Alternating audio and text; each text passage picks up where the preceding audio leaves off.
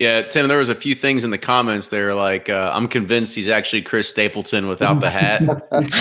I've heard that before, man. It's so crazy. Then somebody said, well, we'll see him playing guitar at Bourbon and Beyond. Yeah, I was in a bar here in Lexington, and there was a group of guys that came over. They were actually police officers, and they were like, "Are you Chris Stapleton?" And I said, "Oh, man, I get that all the time. I'm actually his cousin, Rick Stapleton." That's awesome. Yeah.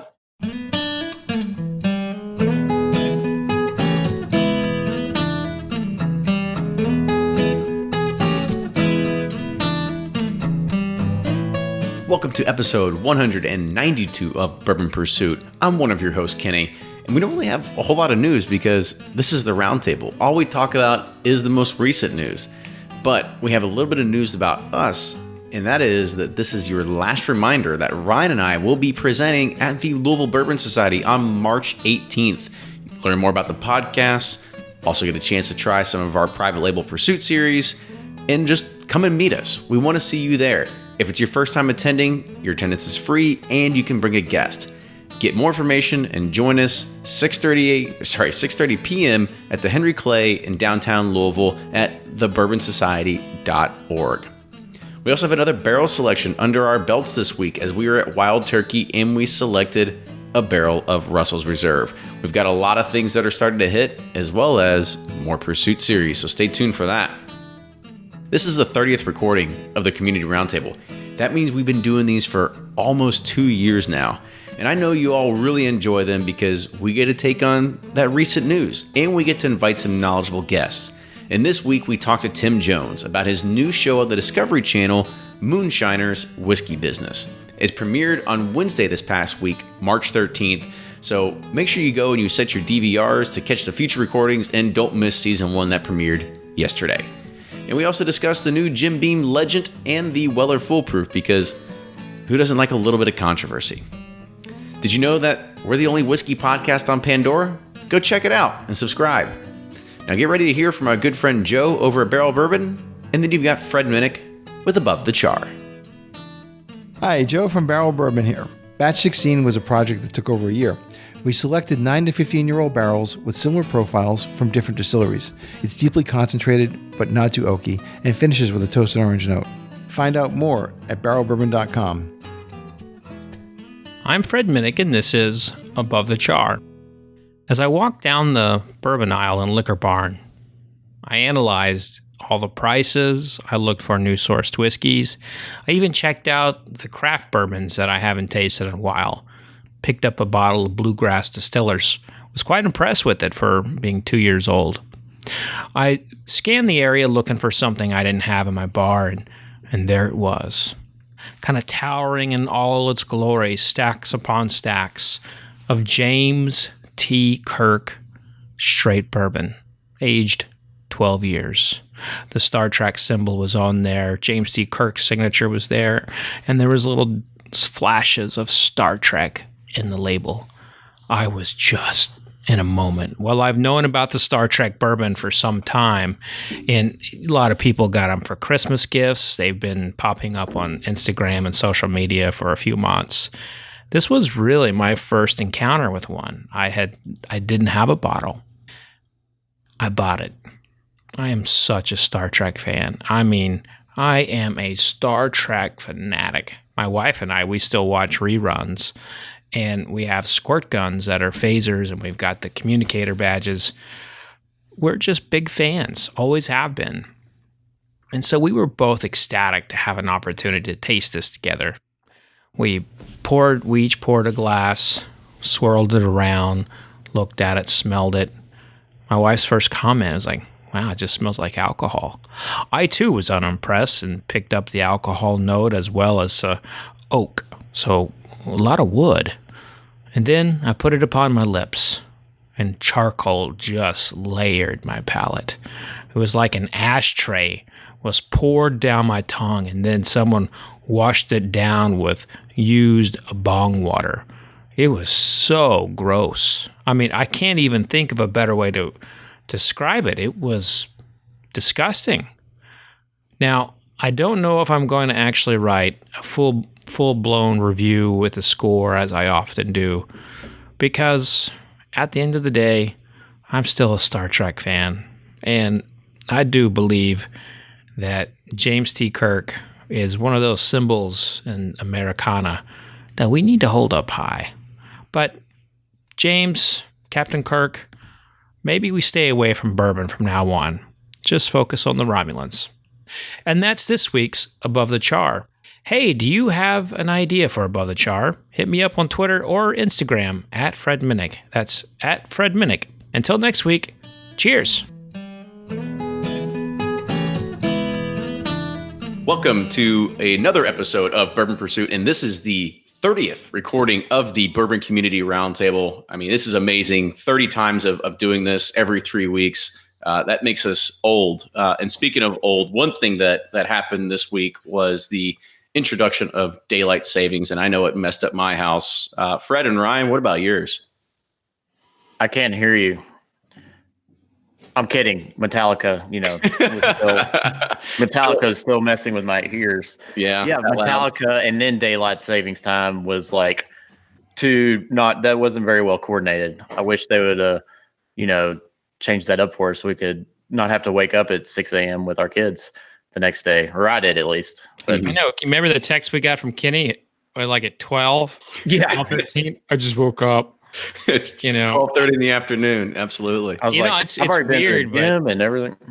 We almost we were going to go see Legos 2, Oscar and I, and our house we have analog clocks all around, and that's what I use to go by from the for what I'm going to do during the day. Of course you do. And I'm surprised it's not full like grandfathers. You got to go and you got to wind up. And it's funny. I have a smartwatch too. He has a chime. I'm at 12. So we almost missed it because I was going by one of the analog clocks and not the technology ones. Well, those phones and those watches, man, they come in handy every once in a while. But I tell you what, there those gears on those clicky-do type of clocks. Those are nice. Oh, they are. That's what you call a clocksmith or a real craftsman too. Mm-hmm. All right, well, let's go ahead. We'll kind of go around the table real quick to introduce one familiar face here. So Jordan from Breaking Bourbon, go ahead and take it away. Sure. Thanks, guys. So this is Jordan from Breaking Bourbon, one of 3 guys who runs the website. You can find us at Breaking Bourbon on Instagram, Facebook, Twitter, and Patreon. And of course, sign up for our newsletter to get weekly updates. And we're always doing a daily release calendar update too to find out when all of your favorite bourbons are hitting the town. It's a very good resource. What is that? It's got to be like your most popular article on the site, is it really? Yeah, it's one of the biggest destinations on the site for sure. Mm-hmm. For sure. There's a lot of people who go to it every day. Yeah. My father-in-law texts me like every other day. You see the bourbon guy's calendar? I'm like, yep, here it is.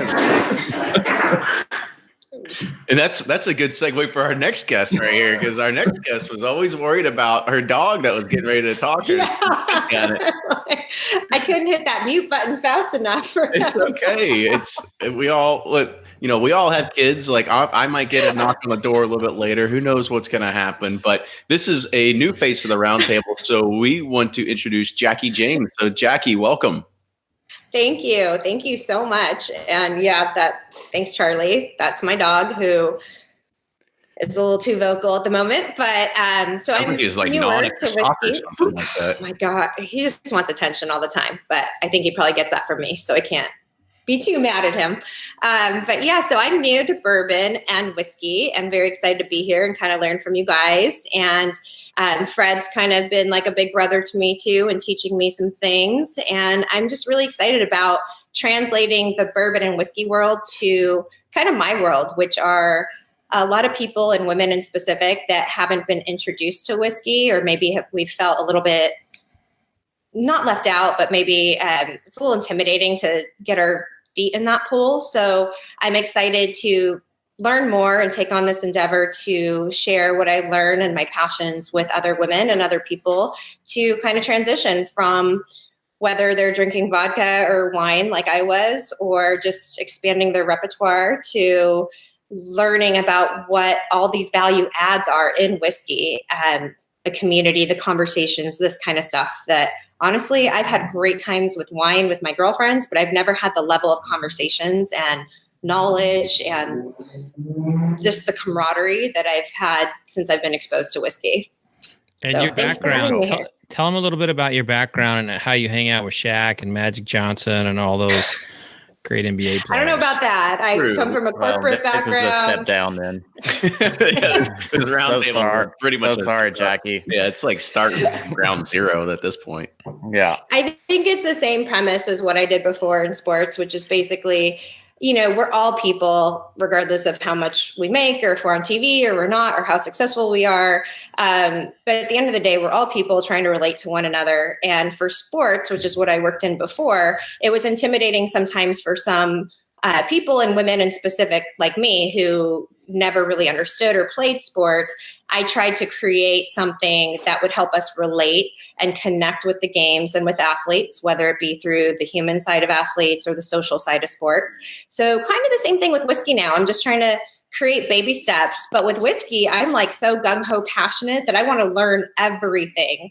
I love what I did in sports, but I never really got passionate about wanting to learn what a touchdown is or a 3-point shot, or it was kind of, it hit a level where I was like, okay, I really need to now hand this off to the girls that are true sports enthusiasts. Whereas with whiskey and bourbon, I just can't get enough of it right now. So hopefully I'll be able to add more value. Well, I'm glad we made a convert out of you. For anybody that's just listening to this, you can't see her background, but it's full of whiskey bottles. And I kind of want people to, give some idea, like what was that turning point, or what was that bottle that kind of got you on this train? So my very first try of whiskey was a Van Winkle 12, and I was with a friend who took me out to celebrate something. And I was thinking it was just like going to a bar and getting a glass of wine, right? And I'm laughing, going, "Oh, this is really tasty. Just get the whole bottle." And all of a sudden, everybody around me is looking at me like, "Who is this girl? And why is she nuts?" And I'm thinking, what is it, like a $200 bottle? Like, how bad could it be to just buy the rest of the bottle? Not a big deal, right? But that immediately started off conversations with other people in the bar or restaurant, just regular chatting, that we're all drinking whiskey, and it was a membership type of location. So everyone had their own different bottles of whiskey, and they all of a sudden were like, "Hey, try this, try mine. What do you think about this? Smell this, taste this." And I'm going, what in the heck? This never happens to me with a vodka soda or a glass of Sauvignon Blanc. It's not like people are like, "But this one's from New Zealand. This one's from Napa. Smell that," unless you're in that particular setting. So I just it was kind of like a boys club, to be honest. I was the only girl there, and I was welcomed with open arms. And I just started thinking, hey, if I started learning more about this, because I actually like the taste, which in my head, I thought I was going to hate it before I even tried it, because I just kind of grew up that way. And the few girlfriends I've taken to try whiskey, they do the same thing. We make this face of like, ooh, before we even try it. And it's just kind of ingrained in our heads that that's a guy's drink, or and I'm speaking just from personal experience. Obviously, there's women that know their whiskey. Speaking for my wife. That's her first thing. Well, that she's like, recently, bourbon. Yeah. I mean, I've been meeting women that are in their 70s, and they're like, my husband's been drinking whiskey for years, but I've always thought, oh, gross, that's his thing. Why are you interested in it? And that's kind of my goal now, is teaching and sharing with people what I'm learning, which is, kind of, I laugh at Fred's hashtag, but the vodka sucks. That was my drink, was, a vodka soda, but because there was no calories, but it was never for flavor. It was never for taste. It was to get a little boozy and have fun. But now that I know I can get a little boozy and have fun and actually enjoy the taste and learn something and support friends and learn history, I mean, it's amazing. It's truly amazing. Welcome to the movement, Jackie. Fred's I know, my friends are like, you can't shut up about this. Yeah, he's got a special patch for you. He's going to send so you can iron it on your jacket and you can sport that around. Yeah, it's just a really great community, and the flavor I love, and I'm learning to love more and more. And the more exposure, getting to actually realize that I can tell the difference between certain things, which is I'm still at such a beginner level, but it's fun. I feel like I look at women having Tupperware parties back in the day. Why can't we have whiskey parties? Or a Tupperware whiskey party. Or a Tupperware bourbon party. Tupperware full whiskey party, huh? That's right. Down with that. There's a whole other niche and market that we're not tapping yet.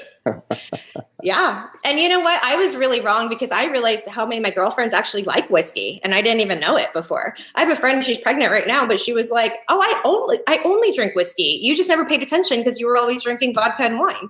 And I'm like, "I'm sorry, you're right." So I'm actually realizing there's a lot of other women out there that do enjoy whiskey. I just didn't realize it. So now I'm kind of like, okay, let's bring us all together and talk about it, learn some things, share some things. Well, there you go. Thanks for being another apostle in the bourbon lord, I guess you could say, spreading that good message that's out there. Yeah, right. It's great.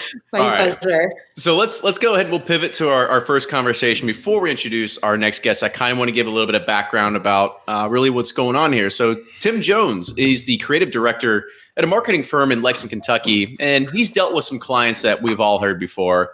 But him and Fred are both going to appear on Discovery Channel's new Moonshiners spinoff series called Moonshiners, Whiskey Business, premiering on March 13th. It's a 4-episode series following the moonshine legend Tim Smith, who built an illegal moonshine empire back in Virginia, and gave up his ways to bring his family recipes out of the mountains and into America's liquor stores. Now he's using a lifetime of liquor making expertise and a team of whiskey experts, including Jones and Devin Mills and Fred Minnick, with their own homegrown know how to pull these struggling distillers back from the brink and preserve the American tradition of handmade liquor. So I guess, Tim, first, welcome to the show. Hey, thanks for having me. Yeah, awesome. Are we talking about whiskey or moonshine here? What are we talking about? We can talk about whatever you want, man. Talk about your hair. I love it. Yeah, I like Jackie's hair, man. Nice. Thank you.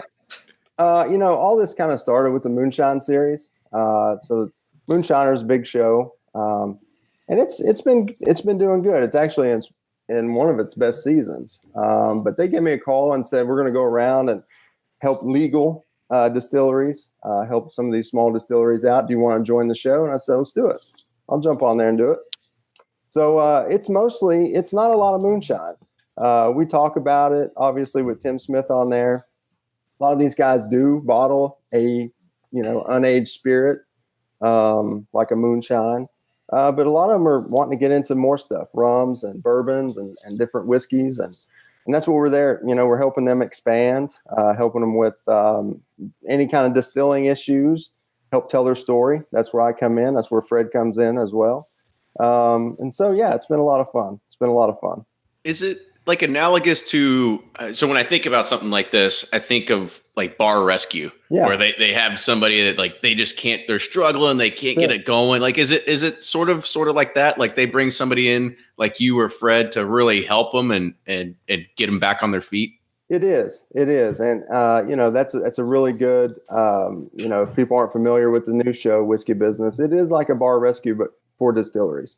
So, well, bar rescue, that guy goes in there and he starts throwing things and yelling at people. Yeah, that's true. How much did y'all yell? Tim doesn't do that. No, there's none of that going on. I'm pretty calm. I like good whiskey and good company. So I go in and just listen. I listen a lot, and then help them tell their story through tasting room experience or packaging or, just any kind of marketing, and try to keep it as authentic as we can and bring in new customers and make new fans of their brand. So, I mean, when you did this, is it like a pretty clean cut formula? Like, okay, we got to check boxes A, B, C, and D. You're really struggling on C. This is where we're going to focus at. And maybe that's packaging or maybe that's something else. Like where did you see a lot of like the inconsistencies or the problems when you're going to distilleries like this? Really, when you walk in, you're kind of walking in blind. I mean, you don't really know. You have to spend some time there, and it's legit. I mean, we're spending time with them, listening to them, interviewing them, walking through their process, looking at their stills and their entire facility, and just tasting the liquor, making sure it's tastes decent. And if there's some distilling issues there, usually Tim Smith and Devin will address those. But it really is just, you walk in, you learn, and you try to help where you can in a short amount of time. And with a team of 3 of us, we're all experts in different areas. I think it's a pretty solid team. That's what I like most about it. Everybody really knows what they're doing, and we're all staying in our lane, and we're trying to help them. So I guess another question to kind of tail off on that is, if it is, I mean, were you like the packaging and marketing expert when it came into these conversations, or were you also helping them try to figure out if it's coming off the still incorrectly, like what do you need to change, so on and so forth? What was your primary role in that?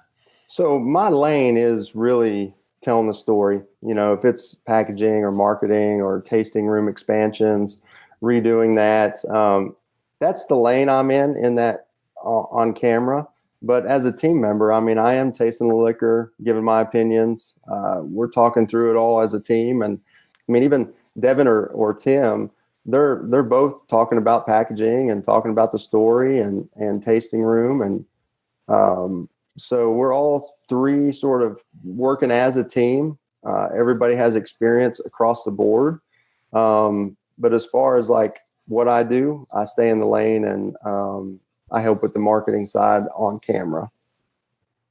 Give us an idea of like, what does that marketing side look like? I mean, is it the packaging? Is it like what give us an example of like what we're going to experience when somebody starts watching this for the first time? Sure. It goes, across the board from, again, like the tasting room. We've expanded tasting rooms. We've knocked down walls, made them larger, changed the lighting and the bar shape and the size of the bar, merchandise, the flow of it, worked with people on tours, how to give a customer the best experience when they walk in the place, all the way down to packaging and branding and things like that. So it's really about the experience from the bottle to when you walk in the place, how they should conduct a tour. But again, yeah, it's kind of a team effort. Everybody chips in. What I always tell them is, I'll help you sell that first bottle, and it's got to be good to sell the second one. So, I'll do my best to make sure somebody picks it off the shelf for the first time, but it better be good when they open it, or, they're not going to buy another one. So what is important to you or helps you convey a message to an audience to pick up that first bottle and purchase it? What do you think's the most important aspect of that? Is it packaging or is it story? Where do you think that is? It's kind of everything, and it depends. For me, it depends, from distillery to distillery, product to product. There's been a few that it was more about just really, they had really good juice. It was just making sure that somebody understood what the hell they were trying to do on the packaging. It is, we all know, you're gonna stop on a bottle on the shelf if it's something you haven't seen before. All the way to, just making sure we're not bullshitting and we're just being authentic and trying to tell a story that they already have and find an angle that makes sense to them and help them, make it easy on them to tell the story when they're out there doing tastings and stuff like that. So not trying to make up a bunch of things. We want it to be as natural as possible when somebody's out there pitching their idea and their brand. So it's a little bit of everything. I mean, there's not one thing that drives sales. I mean, what drives sales really is to make sure it tastes good. So I kind of want to also kind of tail on to what Ryan was saying there. Give us some examples, or even today, like you're walking through the liquor store aisle. What are some of the biggest problems that you see in the market today, where brands just aren't standing out on the shelves? Like, how can they fix that? Besides hiring you, because that's the easy question, I guess. I don't know, Kenny. That's a big question. $1,000 an hour. It'll be God, he's worse than a lawyer. Yeah. There's just really no magic formula. I mean, a lot of it's word of mouth. I mean, if you have really good juice, you're gonna sell it, as you guys know. I mean, it really does come down to all of us and you guys making sure that you love it, and people will seek it out. But walking through the liquor store, it's a lot of competition. I mean, it's really, really hard to stand out these days. And, there's a few tricks up our sleeves, but it's really about trying to be authentic, selling good juice. And, at the end of the day, we can't avoid, social media and people like you guys and things like that to get the word out. So hold on now. You said you can't avoid social media like it's a bad thing. Like it's a bad thing. No, it's a good thing. It's a good thing, but we know it's so important to let people know before they get into that liquor store. Do you ever get in there and watch the trolls kind of go off a little bit on some of the brands you work on? I've been an observer a few times. I've had the luxury of being behind the scenes all these years, and now with my face planted on your podcast here, I might not be able to get away with it as much. But I might have to put my hair up in a ponytail and put a hat on. That's why you're blacking it out at first. You know what? Yeah, exactly. Man bun it, Tim, and you'll be fine. That's all you got to do. I might. There's a lot of competition out there, man, as you guys know. But making good juice and hopefully you got a good partner when it comes to helping tell your message and tell it the right way. So let's go back to the show. Of course, sure. I was on an episode, and that was a lot of fun. But I want people to realize like how important and somewhat historic the series is, because it's not a topical marketing centric story. I mean, they're actually going inside distilleries, talking to distillers who are hurting, absolutely, and trying to help them.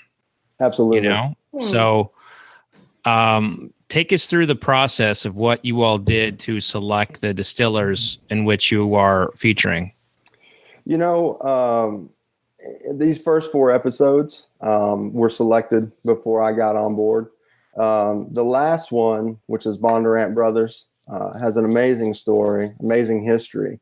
That was one that they sort of secured after I was on board, and I was really excited to meet those guys. So I can't really speak. I know there's a lot of distilleries out there that need some help, whether they know it or not. And there's plenty of them. So I'm sure we'll continue it, but it's exciting, to meet these guys and ladies and walk in and really get to meet them, spend time with them. And that's what we do. We go in and meet them, spend time with them, and help however we can. And again, we get to make sure, hopefully we improve a liquor, a spirit, a bourbon or gin if it needs it. And then we put it in a nicer package just to make sure it does it justice. I mean, there's some really good stuff out there that people just aren't telling the story the right way to get people excited. So that's what I'm hoping to do, is give everybody a fair shot at this, Yeah. And we'll do an episode on me and Kenny, on Pursuit Series. We'd be, happy. Like, who are these guys? Yeah. No, I'd love to help. But on a more serious note, like when you so there's 4 different distilleries you guys talk through. It's Broad Branch Distillery, Old Nick Williams Farm, Three Brothers Distillery, and as you mentioned, Bondurant Brothers. Mm-hmm. Now I'm going to talk about their whiskey. Yeah.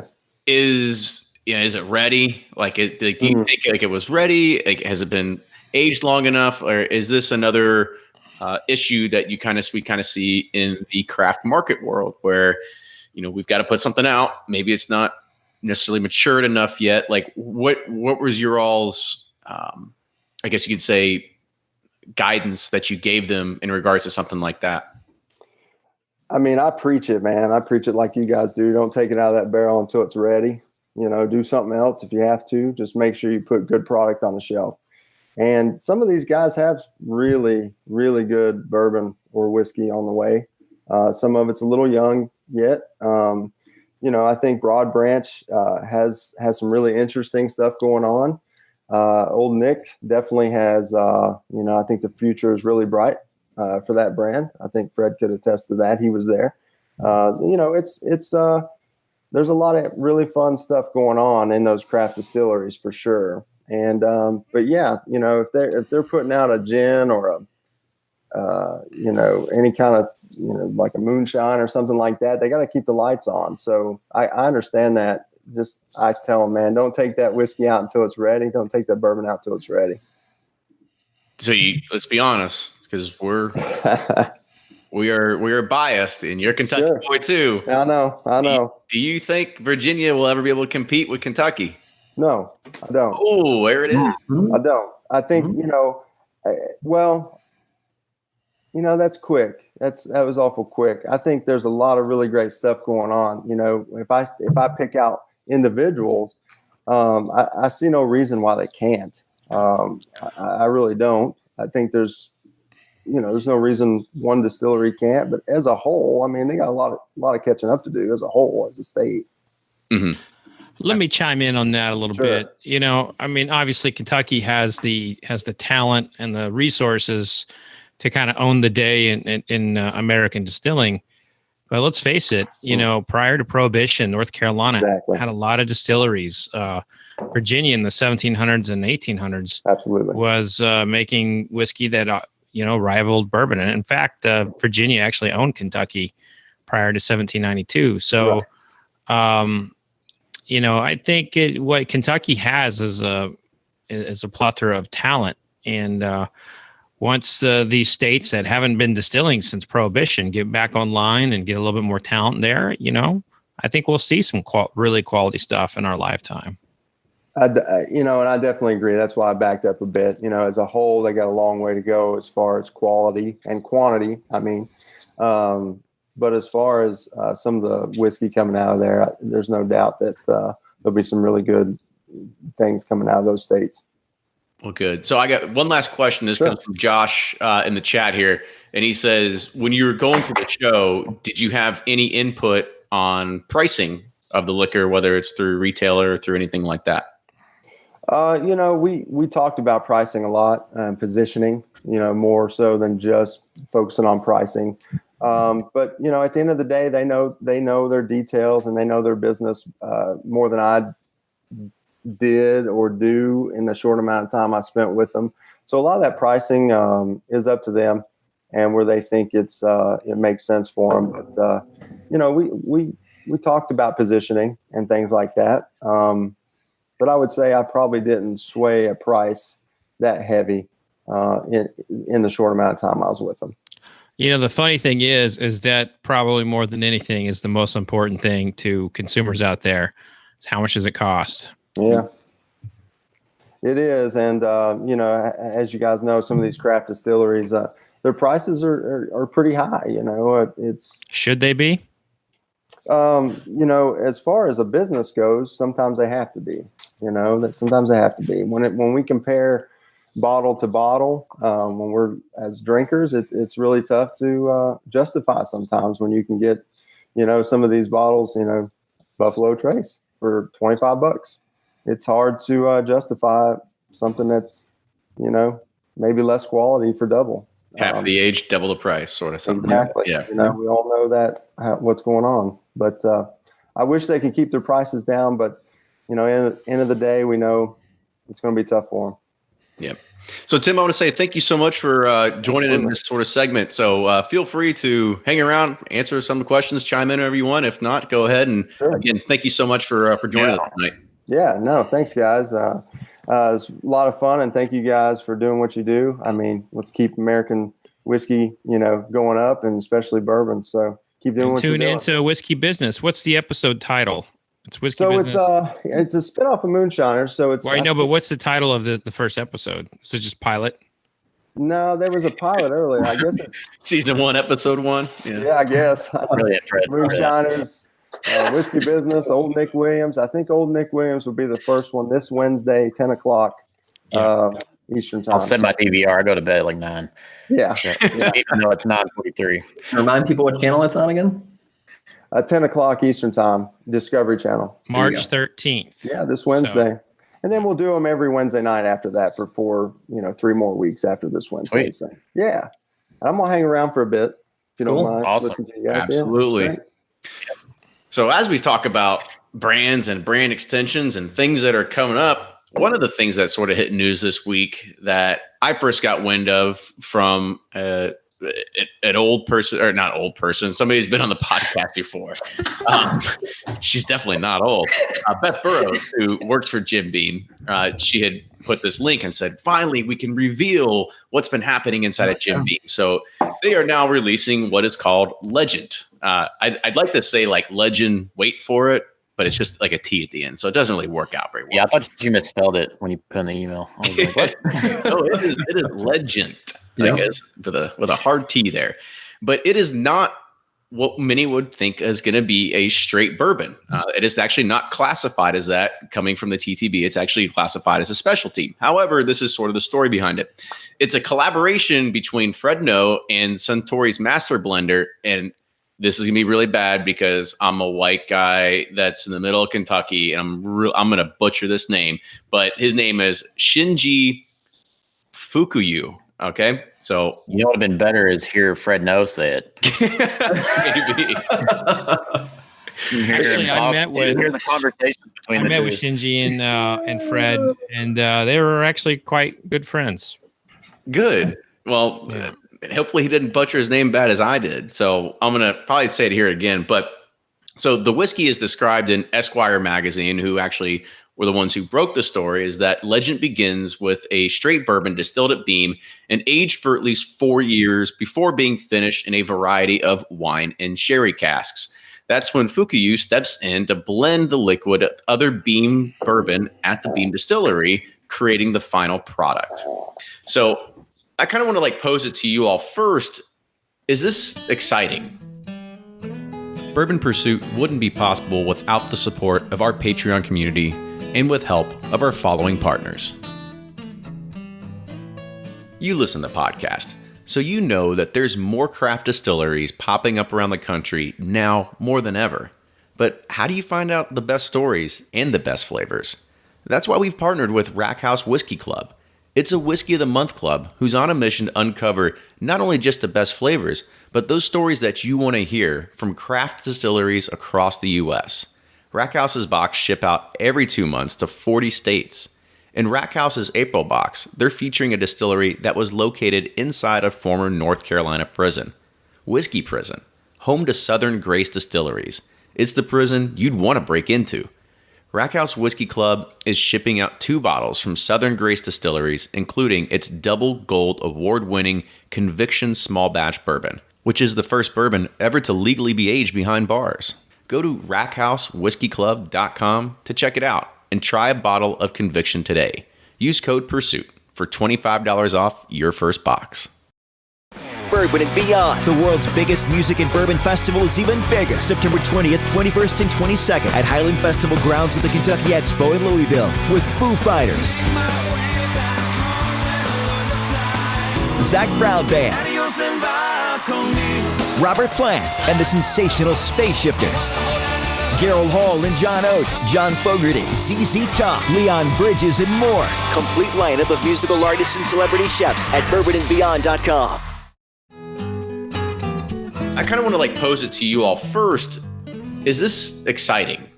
Oh, I actually, I had a tasting of this very early this year, and this is where like the things that I've added to my plate. Like I had the exclusive on it, but I just couldn't carve out the time, and there were so many contingencies on the timeline of breaking it that I couldn't make it work with my schedule. But I met with Fred and Shinji, the master blender for Yamazaki, and I got to taste all their iterations in terms of like what they were doing, and I thought it was interesting. I think this is where whiskey is going. More of these kind of collaborations. You see it with the craft distillers blending their stuff in with MGP ingredients. You're seeing it. You're seeing some Irish whiskeys being blended with American whiskeys. You're seeing rums being blended with rye and bourbon. So as we kind of get into this world of like trying to be innovative without just adding flavoring, this is where it's going. So is it good or not? Well, I think at the end of the day, people will taste it and find out. But there's been many busts in the American whiskey space, and this feels a little bit like it could be on that axis, just because it seems like it's trying a little too hard at times, but the whiskey's not bad. But when I tasted the various iterations, there was I liked one a lot better than this one. Jordan, you've been pretty quiet. I kind of want to get your take on this. Yeah, no, I'm excited for this one. So I think, I can speak for Nick and Eric too at Breaking Bourbon. I think we're really always excited by just innovative products, right? Whether they succeed or they're a bust, like Fred just mentioned, I still think we like trying new things, right? And that, I think that always goes with anything, but especially in bourbon and American whiskey. There's so many just great, outstanding, tried and true brands. Every now and then a new one will pop up too that's just, very traditional bourbon or very traditional whiskey.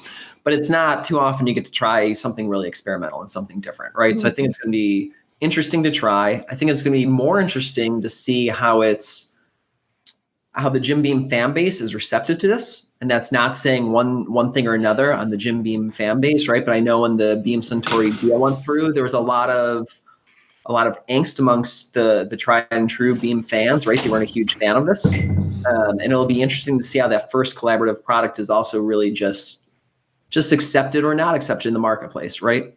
I think dollars will talk on that one just as much as taste will talk to some. So super, super excited to see where it's going to go. Whether it continues on or not, just cool to see some collaboration taking place. There you go. So Fred's holding up something to the camera that hanging in the microphone that 100% of our audio listeners are never going to see. But Legent. So Jackie, I kind of want to get your take on it as well, because this is something, as coming it from your particular angle, you might not have the history or knowledge that we might have. So if you see something like this, what are your immediate reactions? So the way that I'm getting to know whiskeys and bourbon, I really feel like they're people and different personalities and different cultures. And I love what Jordan just said about the idea of trying new things. And one thing I learned in class when I was just out there was with Irish whiskey, they told us a story about this group that were trying to age their whiskey in chestnut barrels to get a different flavor. And I love the story because he said, how did it taste? And he said, like absolute shit. But it was great that these guys were empowered to put their whiskey in chestnut barrels and just try, right? And I think our culture in general is so scared of failure. I love to see people trying new things. And I mean, to me, it does boil down to taste. I haven't tasted it personally, and my palate is so amateur or new. I don't know how to pick things out yet. I just know if I like it or I don't. But I love the premise of it. However, I'm curious, Jim Beam seems to be a company that jumps out to me that has a lot of variations, like their apple, their honey, maybe some flavors that I don't know if they're meant to appeal to women or just kind of offering various options besides just straight bourbon whiskey. So I'm wondering if it will be received the same way, being a collaboration with a Japanese whiskey, or if people think it's too much. It's just like it kind of flirts with the line to me on possibly a marketing thing. Mm-hmm. But again, I know nothing. We're going to get into the marketing in a second. We'll get to that next. Yeah. So there's your amateur perspective from a girl who knows nothing. I think that's a good point. And one of the things that this style of whiskey does is it doesn't necessarily sit on a shelf, and like liquor stores are all about putting things in boxes. So I think this particular release, unless it wows a lot of people, I think it's going to struggle to stand on the shelf. But it's a beautiful bottle. The taste is good for $35. It's just it's a different style. Yeah. And so that was sort of my next point. And Ryan, I'll kind of lead this one off with you, is that it's a $35 price point, which when you look at new entrants into the market, you rarely see something like that. So kind of talk about that angle. Yeah, I've spent $35 on a lot worse things. So I'll probably be trying it. When I first pulled it up, I was kind of excited because I've had some Japanese whiskeys and they were excellent. And I thought this was going to be a blend of them too. And then kind of read more and I was like, sherry finish. I mean, gosh, again, I thought this was played out, but they keep going. But I love the packaging. I think the packaging is a home run for me. Like they're finally understanding branding and like who the new whiskey consumer is. I think it appeals to younger kind of modern drinker and instead of kind of like old men, like very masculine. So I love the packaging for me, but I'll try it. $35. I mean, I'm not that excited. That's a blended 4-year with some sherry cask, but I'll try it at least. But is that the I was hoping that they would. I was going to say, Jackie was making some faces. Not to get too off topic, but is it the target to go away from white men experienced bourbon drinkers? Or is this supposed to be something like new age that appeals to people like me? Or is this supposed to be something that appeals to bourbon drinkers. I think it's for new age people. I think because when you sherry finish stuff, you're gonna have a sweeter, easier, more approachable profile than just like your standard bourbon. And Not I think always. the packaging screams. The Oloroso casks are not sweet. They're drier, like nuttier. So it depends on what kind of sherry cask you use. But yeah, this is in terms of like the market that they're going after. Like, I remember a director of marketing tell me that anytime with whiskey you try to dictate who your market will be, but with the bottle or something, you will fail. And that was when they were targeting women with flavored products, and they would find out that the women wanted Booker's more than they wanted, cinnamon apple teeny flavored crap. Mm-hmm. Right. I mean, the nice news is that $35, and the way I always think about these type of bottles, right? It's one of those ones where you can buy a bottle, you can bring it to a party, be like, hey, let's try something new together. And if it's great, you go get another one. If it sucks, y'all make fun of it together, right? But it's $35. Yeah, and I missed my last point. When I was scrolling through the website, it's not a good sign when on their like 4 points. It was like our bourbon, our story, and then cocktails. And they had like 10 cocktails already made up for it. And I'm like, oh, that's not good. Yeah, I mean, how to mix it. Yeah, I think I'll speak my piece a little bit on this. When you think of just the finishing aspect, it's not new, it's not unique. People have been doing it forever, and to come out and say like, oh, we're doing something amazing. It's so brand new. It's a huge line extension. It's like everybody else has been doing this. Like you all are just late to the game, and so it's not like. In my opinion, I think they made a big stink about whatever.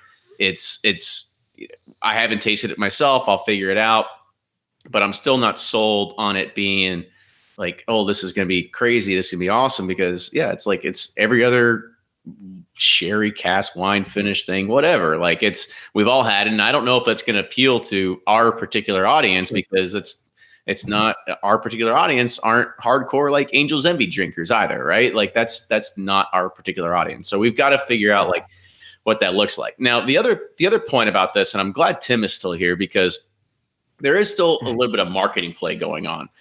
When you look at what it's actually being marketed as versus what the TTB regulation is, because the TTB regulation is actually a whiskey specialty.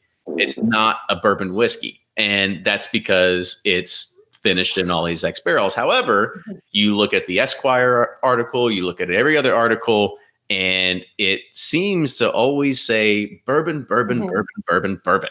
And the title from Esquire was Jim Beam is launching a bourbon unlike any other before. However, it's technically not like it's not a bourbon. It's not a straight bourbon whiskey.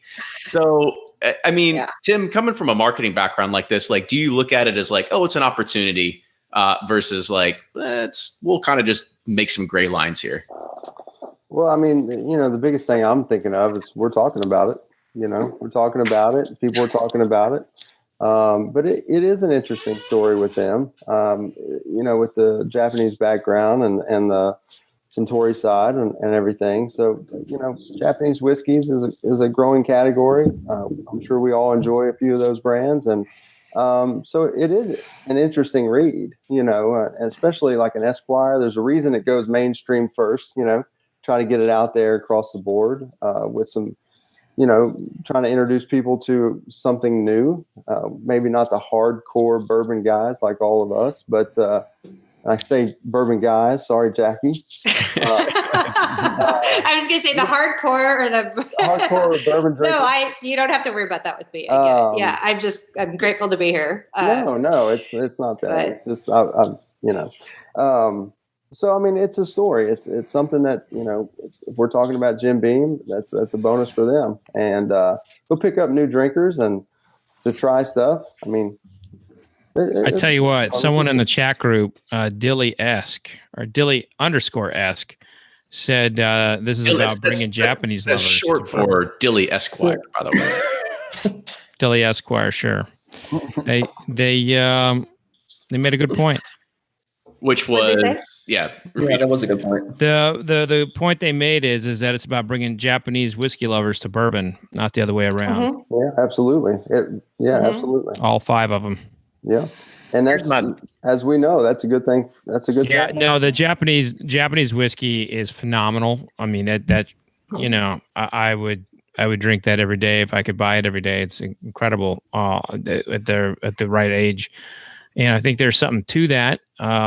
But at the end of the day, I think everybody here will know a little thing about keywords. And when you see the use of bourbon being repeated, in these stories, bourbon's a hot keyword, so we can't really. But Fred, I have to just tell you to, I live here in LA, but we have whiskey bars here in LA too. And I actually kind of got into an interesting conversation with somebody who works at a bourbon bar, but was convinced that if a bourbon was finished in a sherry cask barrel or something else, and it was still a bourbon. And I was trying to explain what I had learned in class recently without being super annoying that, here's the actual legal definition of bourbon. And it was just like, girl, you don't know what you're talking about. And unfortunately, he's in a position where he trains a lot of other people. And this is an actual specific whiskey bar, not just a restaurant. And it made me realize, I think a lot of it is lack of education. Of knowing, this weekend, I've gotten so many messages from girls that have told me they went out with their husbands. They wanted to order a bourbon for the first time at a restaurant. They asked the server for recommendations or ideas, and the server looked at them like they were on crack. And then they felt insecure to ask. And they said, just get me a vodka soda. And it just broke my heart because I'm like, this is why I need to be working with you guys to do what we're doing here and helping new people feel more comfortable going to a restaurant and ordering a bourbon or a whiskey. And if the server doesn't know how to help, then okay, then we'll educate you, we'll help, But that was very telling to me that in a very big, prominent whiskey bar in LA, one of the head people didn't realize that and was not open to the feedback of that. And I love what Kenny just said about the Angel's Envy thing, because that was immediately what I was thinking is, I was lucky enough to try the sherry cask finish, but then also the rye. And to me, the rye is much sweeter, but maybe that's not traditional. Or, I've now feel like I've tried a number of different whiskeys in a sherry cask finish, and they don't all taste the same to me. It's not like I can say, this is what I like, or this is what I don't like across the board. Everyone has been different with a different personality. Are they promoting how long they're aging that in a cask, how long they're finishing it? Does that have anything to do with it? Angel's Envy? No, the new Legent. Is it something astronomical, or is it a month? Is that? That's not a question for me. I haven't seen that anywhere. I don't think they're disclosing. Yeah, anybody. I've got it in my notes somewhere, but first off, we got to give Jackie a little praise because she's already gotten her first snob star on her jacket right there, right? She's going into the restaurants, telling them what they're doing. People stuff. Yeah, man, right. No, these are stories that other women are telling me. I haven't even done it. Look at the bar behind me. I don't have to go to a restaurant. I'm good at my house. But I'm saying I'm getting messages from women that are going out with their husbands, being all, gutsy enough to order a bourbon and asking for a little help. And so one thing they've asked me for help is literally sending them names of what they should order.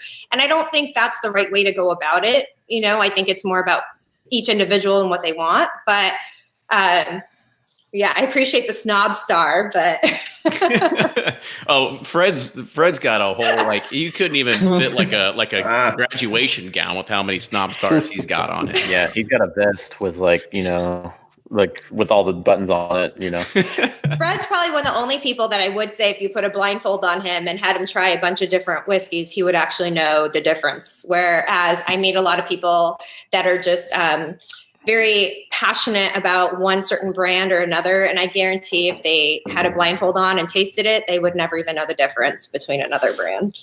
Absolutely. And so we got a late arrival to the game over here. He couldn't go one episode of the community roundtable with missing it. So Blake, welcome. This is Cal Ripken walking out in the 10th inning. Yeah. Like a wedding. Just get that quick south of my hand.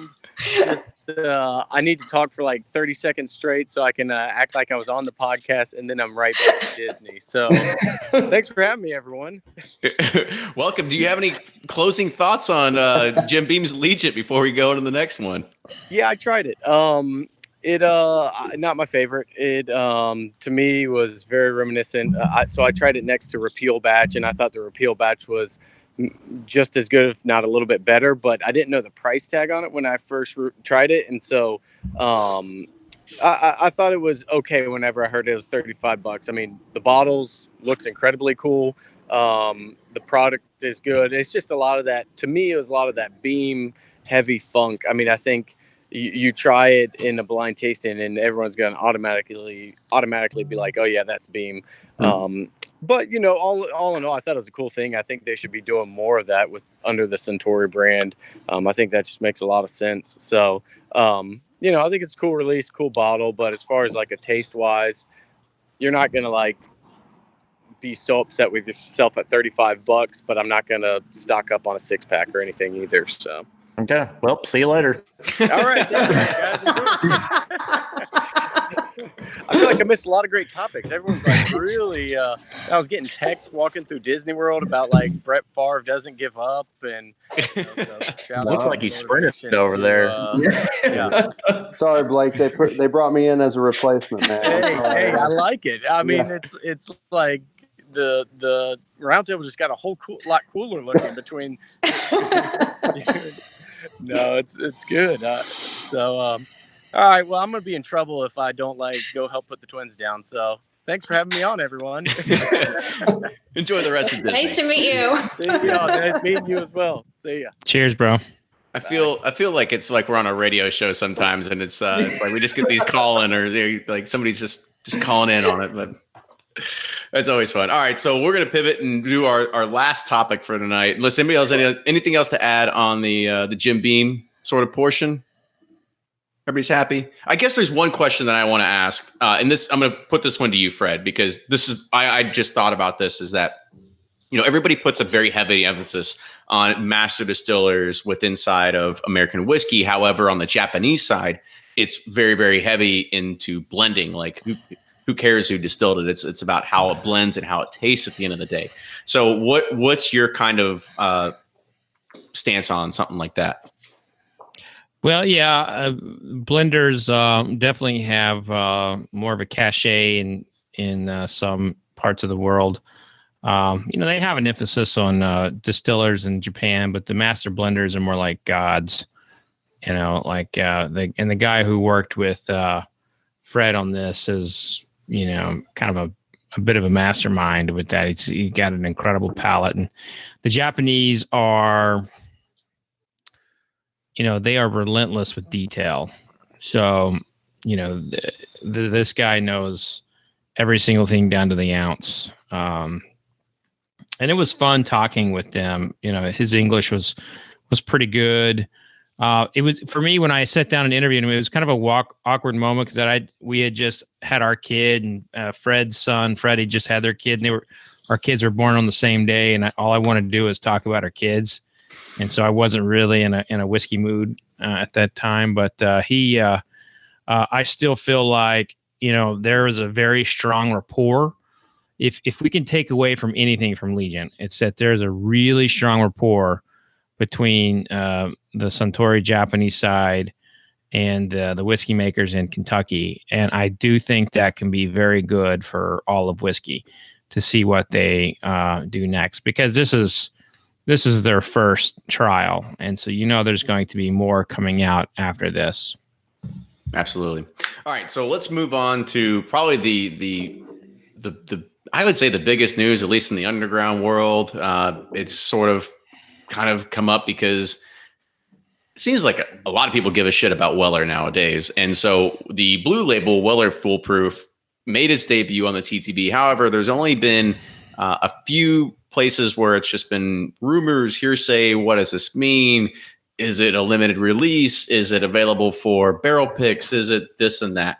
But it has sort of shaken the underground bourbon world. So before we kind of get too much into it, Jordan, I'll kind of look at you. Yeah. Do you see this line extension as a good thing? Is it Buffalo Trace also hitting that marketing train a little bit more as well? Because they, the Weller line is always allocated as it is, and now a lot of people will say like, great, another bottle I can't get my hands on, if that's what it comes down to. I think it's going to be really, we talked, like me and Nick and Eric talked about this a lot, right? I think it's going to be really interesting. So a few different facets, at least from our perspective. So you have OWA already, right? And they're not that much off in proof. And that's going up in price to begin with, right? So where does this put foolproof? And it's going to be a little bit of the hysteria that we saw when Stag Junior came out. Remember when that came out a few years ago? Everyone wanted it. You couldn't find it on the shelves anywhere, right? And it's kind of toned down. It's still hard to find, but you can get it. But I think having that Weller name associated with it is just going to just drive pandemonium that much more, right? You can't even find like regular old Weller, which used to be my daily just drinker to have in like a decanter around. I just liked a good cheap wheated bourbon, right? And now it's just even impossible to find that. So it's going to be interesting. Everyone's going to want to try it when it comes out. I hope it's a line extension, just because I'm all about more options being out there. That said, what does it take away from, right? I think that's everyone's question. Like if it's going to be a full-time line extension, or even just a limited edition run, what does it take away from, right? I don't think that all this extra wheated bourbon just sitting, or maybe they did, but I don't think that all this extra wheated bourbon just sitting around, right? So does that mean it goes away from some of the barrels age further for WLW? Does that mean OWA gets some taken away from it? What exactly does it mean? So I don't know. We'll see. But I'm truly excited. Like I think we're all excited. I'm sure you guys all are too.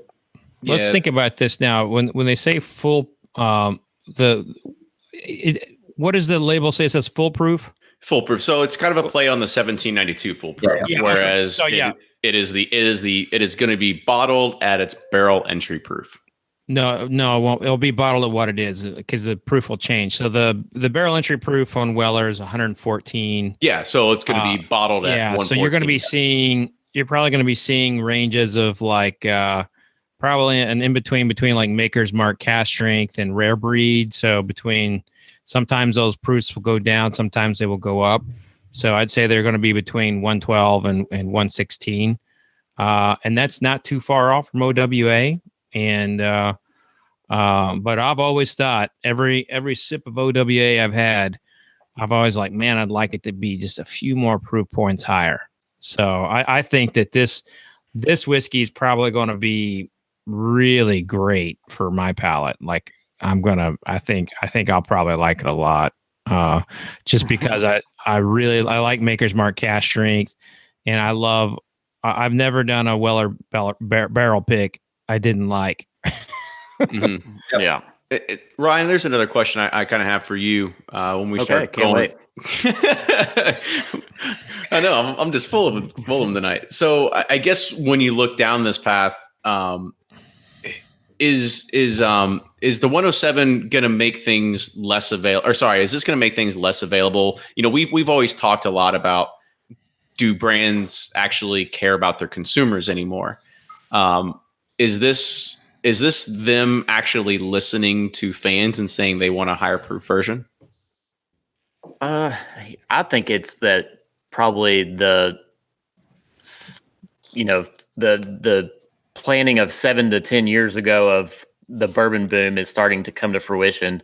Is like they're finally starting to get their stocks are aging, and they're starting to have more supply and able to bring more products to us.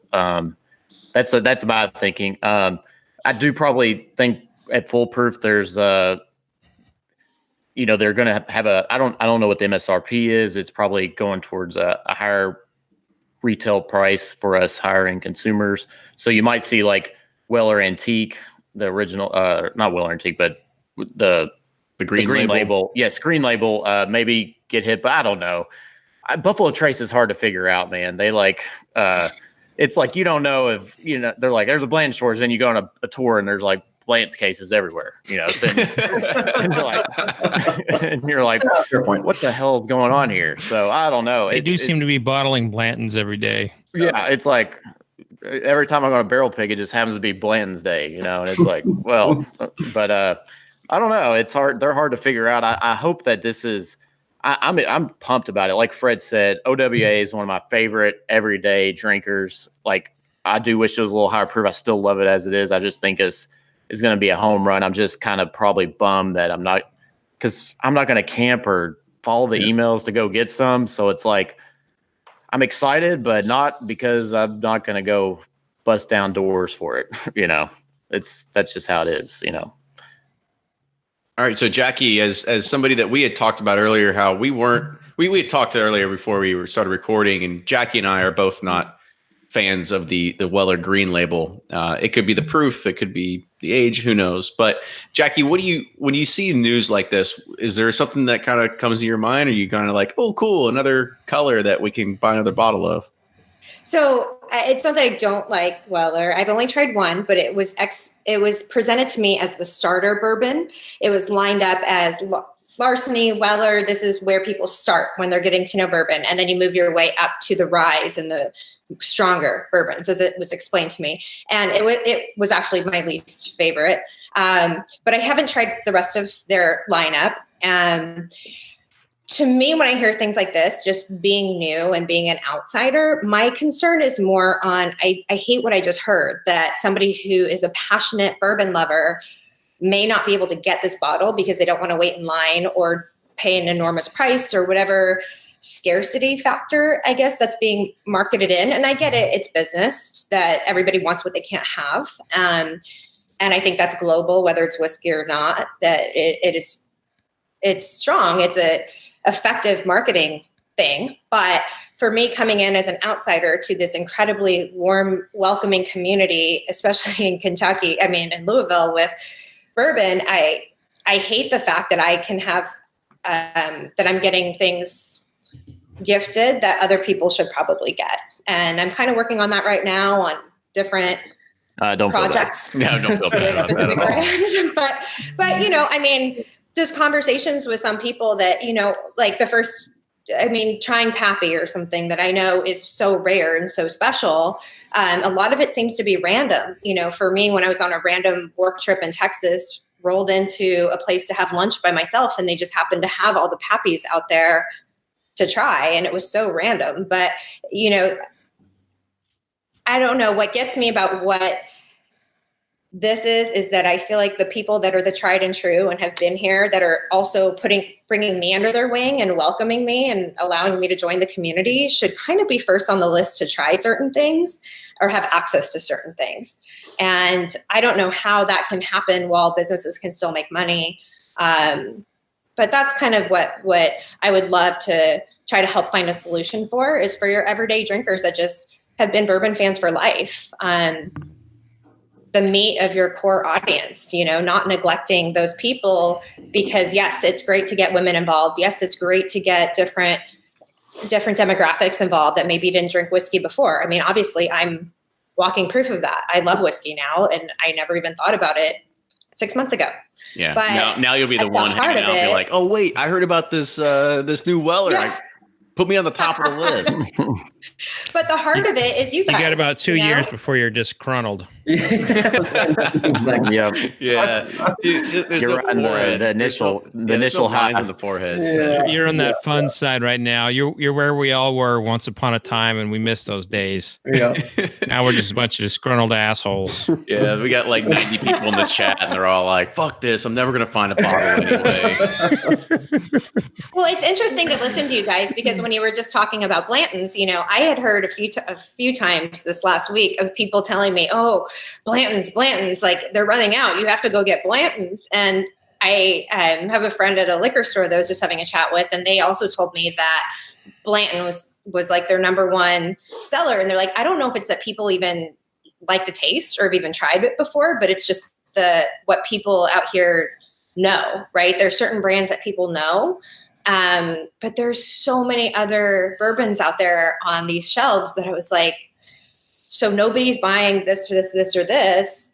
Blanton's great. I love Blanton's, but what I would love to help is to further the education or help people taste other kinds of bourbons too, and know that it's not just, we maybe get 1% of what you guys know in Kentucky. And a lot of it is with the LA twist of, okay, you need Pappy. I've met so many people that say, I only drink Pappy. like, okay, good for you. That's okay. But there's also, I love bottles that are $30. And, when you guys are talking about all these $35, I'm kind of wondering, I think they're all marked up quite a bit out here because they're few and far between. But so that's my take on it, is I think there needs to be a way to also still include the core community of who's created all this and has the legacy and the knowledge and are welcoming new people like me with open arms. I mean, there should be a way for you guys to come before me on that sense. Yeah. Well, pro tip, next time you come to Kentucky, bring a suitcase. An extra suitcase. I did, and I packed bubble wrap, by the way. So there you go. Yeah. So you're already on it. Yeah. Before we kind of tail off on this topic, one last comment from everybody on this, because somebody said, well, while we're talking about new labels, talk about the new E.H. Taylor Amaranth. I don't even know what the Amaranth grain is. Does anybody? So I got to try this back. This is now a year and a half ago when we were doing a tasting at Buffalo Trace with the Friends of the Trace program. It's a different type of grain. It's going to be really interesting, right? Wasn't my least favorite, wasn't my favorite, right? But I think it's going to be really interesting. And for those who like different grains, I think they're really going to like it. For those who are more traditional bourbon drinkers, we'll see. But I was psyched to see it actually made the light of day. So I should know what amaranth is because I have a turf management and horticulture degree, and I had no idea. But I looked it up and I was like, "Oh, I kill that shit!" Like, I kill that stuff in field. Like, why are people putting it in whiskey? But anyways, that's what I thought of. Initial thought.